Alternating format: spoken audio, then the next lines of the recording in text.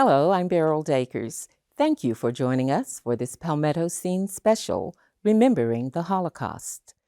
In this episode, we'll listen to the woman who found Anne Frank's diary after the Secret Annex was discovered by the Nazis. We'll find out what it means to be an upstander, and we'll also take you inside the University of South Carolina's Anne Frank Center, where we'll explore its impact on students, educators, and the community. We begin now with a special vocal performance of El Male Rachamim by Cantor Rabbi Levi Morris. El Male Rachamim shoychein b'meroimim amtze menuchonechono al kanfei Ashechino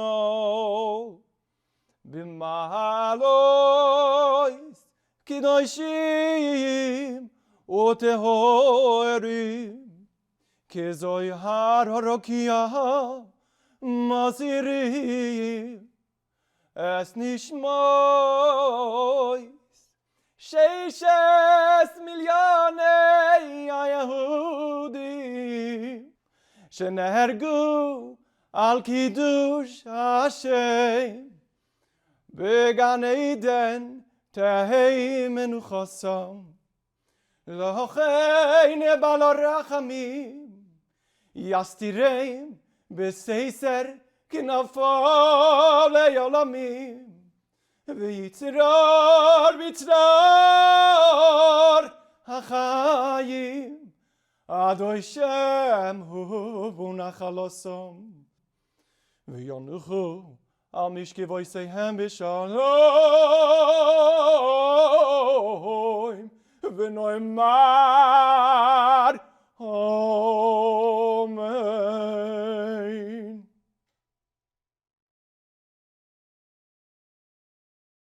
Every year on the 4th of August, I close the curtains of my home and do not answer the doorbell and the telephone. It is the day that my Jewish friends were taken away. I have never overcome that shock. I loved and admired them so much. 2 years, they had to live with 8 people in a small place. They had little food and were not allowed to go out. They could not speak to their friends and family. On the top of that came the fear, every hour of the day. I have no word to describe these people who were still always friendly and grateful. Yes, I do have a word, heroes. True heroes there were. People sometimes call me a hero. I don't like it, because people should never think that you have to be a very special person to help those who need you. I myself am just a very common person. I simply had no choice. I could foresee many sleepless nights and a life filled with regret if I would refuse to help the Franks. And this was not the kind of life I was looking forward to. I could not save Anne's life. However, I did save her diary. And by that, I could help her most important dream to come true. In her family, she tells us that she wants to live on after her death. Now, her diary makes her really living on in a most powerful way.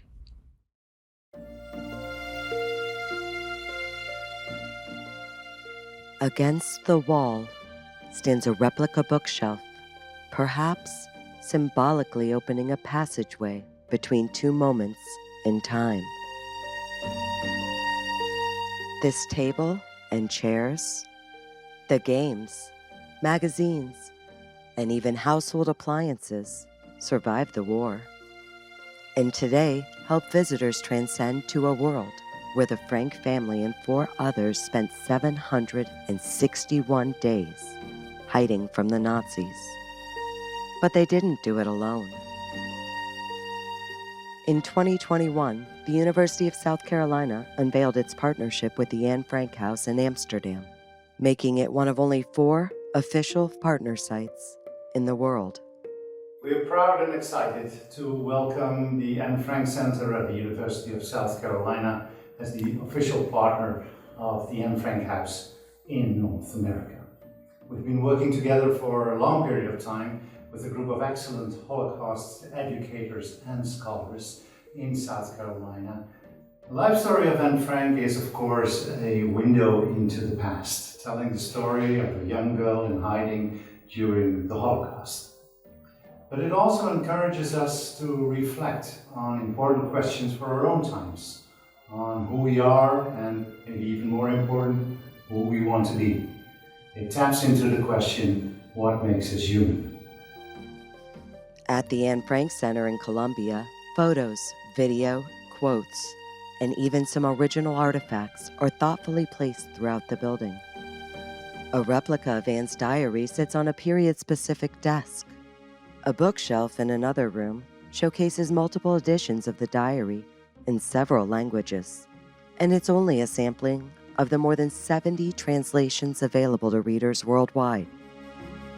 Our exhibit is called Anne Frank, A History for Today for a reason, and that is that Otto Frank insisted that we learn not just history lessons, but the lessons of history. So it's important for us to think about what happened and what it means for us today. A history for today suggests it still has relevance for us, so we needed to step back, think about its meaning and how it relates to issues in the present. And that's an invitation that we help students facilitate themselves.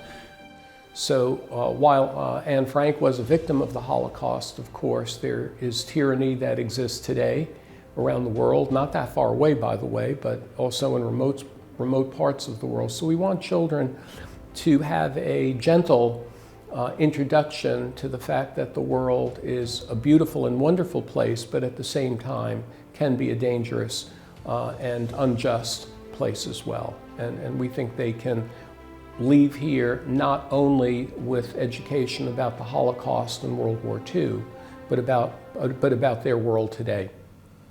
The Anne Frank House has an educational philosophy they call the 3 R's.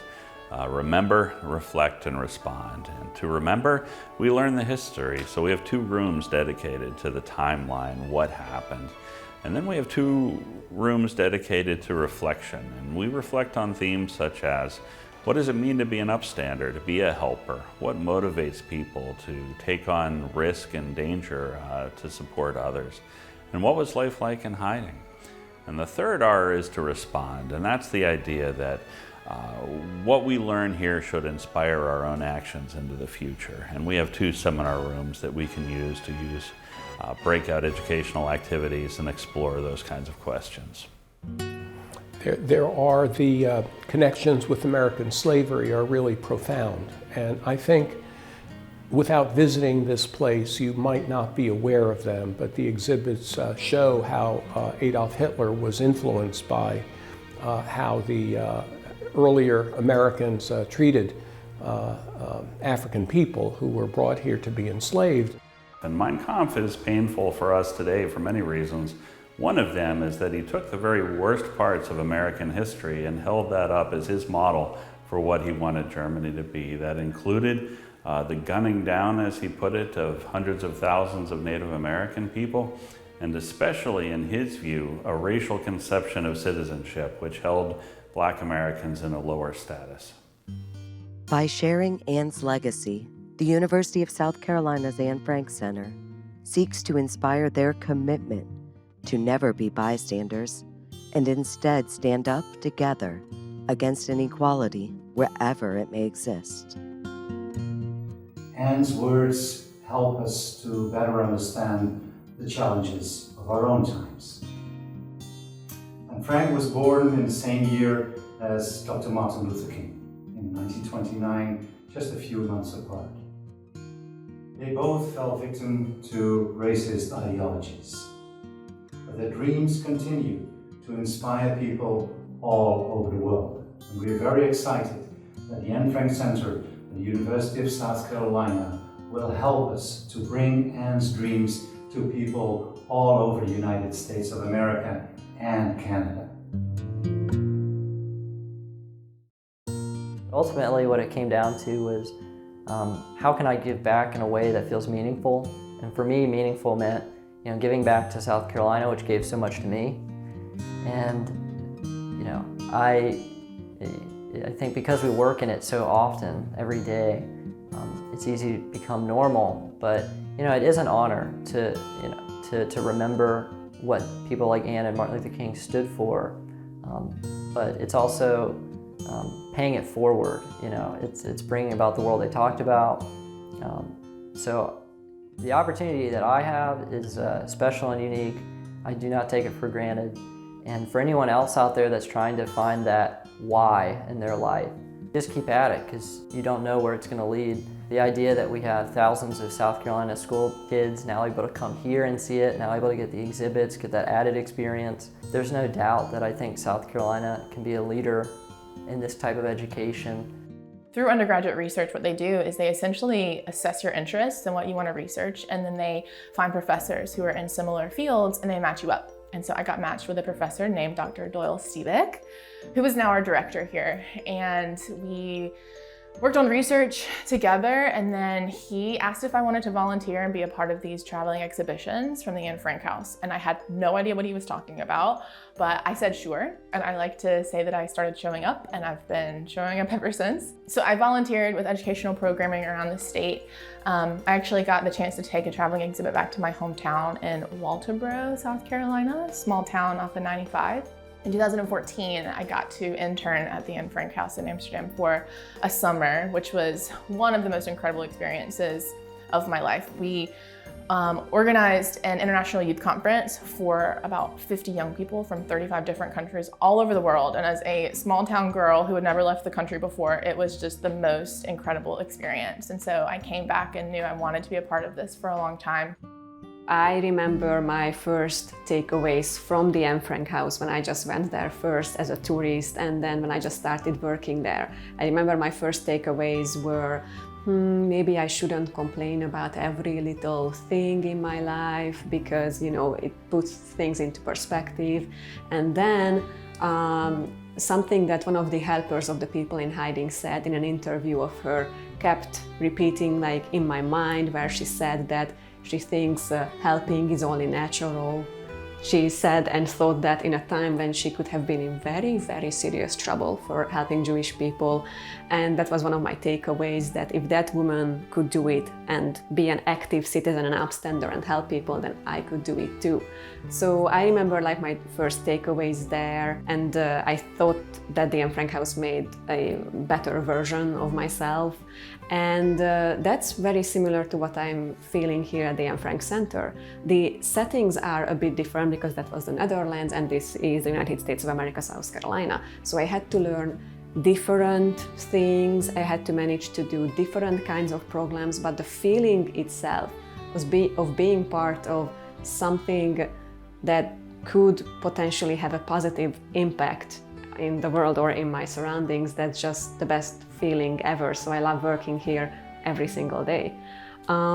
What might be a little bit different is that there I felt like, oh my God, this is the Anne Frank House in Amsterdam and I'm here. And here I'm feeling like, oh my God, this is the first, or like the only official Anne Frank site in the whole North America. Oh my God, that's so amazing. So it's quite a similar feeling with a bit of a difference. I couldn't be more proud. I think this is a wonderful addition to certainly the university, to Columbia, to South Carolina, but especially to the entire North America, the only site in North America representing the American choice of where to come to learn about Anne Frank.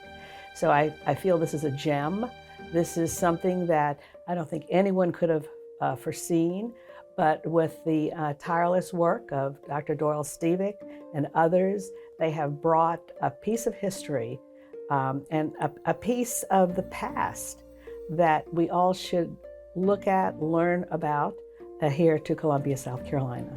The story is unique to these people because they experienced it, but it's not a unique event that has never happened before, and it is our hope that we can prevent the event from happening again in the future.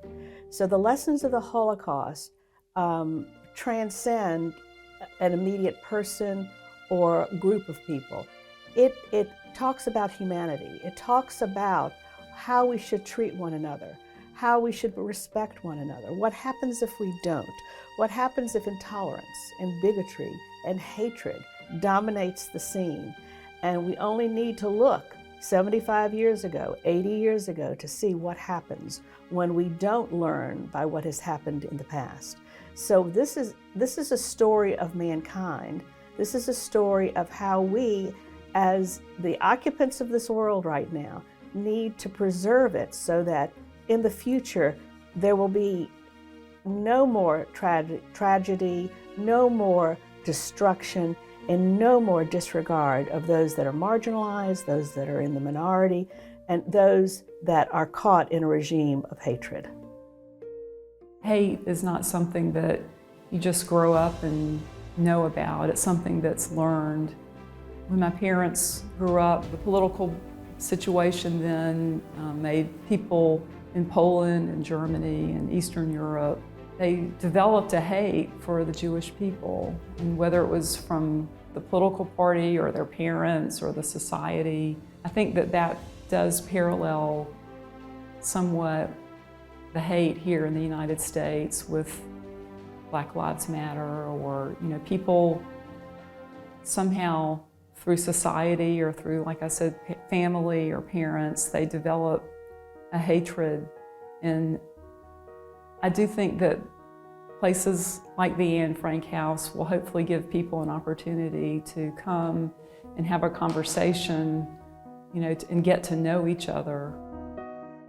Both this course, Anne and Emmett, Confronting Racism, Anti-Semitism, and Otherness Through Pedagogy, and our current course, Convergence and Divergence of the African American and Jewish American Communities, is a collaboration. I teach it with Mr. Devin Randolph, an entrepreneur here from South Carolina. He represents the African American community, I represent the Jewish community, and together we have worked to show students what it means to take the perspectives of each other's communities, where we converge, where we diverge, how we can respect each other and work in solidarity to move the students' thinking forward. And when we take students here to the Anne Frank Center, we have them not only gain more content knowledge, but it really has an emotional impact where they stop and think, what could I do? Was there a post on social media that I could have interrupted because it had racist or anti-Semitic overtones? Was there a conversation in my dorm that I should have done more to? And I find that visits like this and conversations with the great students here at the University of South Carolina enables them to be agents of change and make a better world. I think there has to be a certain amount of humility in terms of, and civility in terms of how you approach these types of conversations. For me, it's through my story, right? So I have honest discussions with my students in terms of, hey, I grew up in such and such, St. Matthews. I had a very unique experience with being exposed to, drugs or being exposed to alcohol and hating kind of education, and explaining to them why. I think as anyone who's in a teaching and learning role, I think that when Dr. Mull and I created this course, we did not create the course with us being the experts, right? We create the course where we come as a unit together, and then we build off that. So it was a silence in my home. It was not spoken. When I asked my grandmother how come my mother had so many pictures of her family and she had none, there was no answer given. When I would ask about the numbers on my grandfather's arm, there was no answer given. Why she spoke with an accent, no answer given. So my parents believed that children were too innocent, too young to hear these hard truths. But I'll tell you, My sisters and I knew that there was something dangerous. We knew that there was something bad. We just couldn't name it, but we lived with that. But my parents took a route of not sharing. I believe, with all respect to them, that that is not the way we should handle these issues with young children. Having a doctoral degree in early childhood education, having 30 years of experience as an early childhood educator, I know that young children can hear hard truths. In developmentally appropriate manner, they can hear about racism. As a matter of fact, Black children and their families have to talk about racism, and therefore I feel it is incumbent upon white families to talk about it as well. My parents survived, so there is my happiness. I wouldn't be here otherwise. And despite their terrible, tragic experiences when they were young, they always spoke of hope and forgiveness and understanding. So I certainly didn't grow up in a household that exuded anything but love. It was a wonderful feeling. It was a little isolating because growing up here in Columbia, South Carolina, you know, a very Southern tradition is to get together with families on Sunday to go to Grandma's house. And so every Monday when I was in school, grade school, and I remember in the second grade, the teacher would go around the classroom and say, "And what did you do this weekend?" And everyone ultimately ended up with, "Oh, we went to Grandma's house for lunch." I didn't know what a grandma was. And so I went home and I remember talking to my mom and I said, "Mom, why don't we go to Grandma's house on Sunday for lunch? Because everybody's doing that." And that's when she sat me down for the first time and said, "Lily, we lost everybody. That's my mom, and that would have been your father's mom. That's a grandma. That's the parents of your parents. And we don't have a grandma to go to on Sunday." And it was at that point that I realized there was a difference. I had no aunts, I had no uncles, I had no cousins. We had no photographs. That was a hard one. No photographs. I have no photographs of my mom as a young girl. I have one photograph of my dad as an 18-month-old or 12-month-old. So it was at that point that I felt a loss, that there was something that other people had that we could never have. It was hard work, great people, and a recognition that why now is because things have not improved enough. Of course, we don't have Jim Crow laws. We don't have the Nazi regime, but we still have an unprecedented level of anti-Semitism right now in our country. It's growing every year, and racism is not a thing of the past. We do not shine a light on the brilliance and beauty of Black culture, of history, of language, and those are things that we need to do if we're going to have a better world. So it is right now. We need to take the words of Elie Wiesel, the Nobel Prize winner, who said that silence only helps the oppressors, never the oppressed. So the Anne Frank Center is a beacon. It is a light saying silence is not acceptable. You need to engage, and you need to do it now. I just implore you to learn about the Holocaust, learn about what happened, learn the history, because one of my parents' biggest fears was that it could happen again. And I promised them, you know, that I would do my best in my life to tell people what happened. So that's what I'm trying to do, and thank you so much for being here.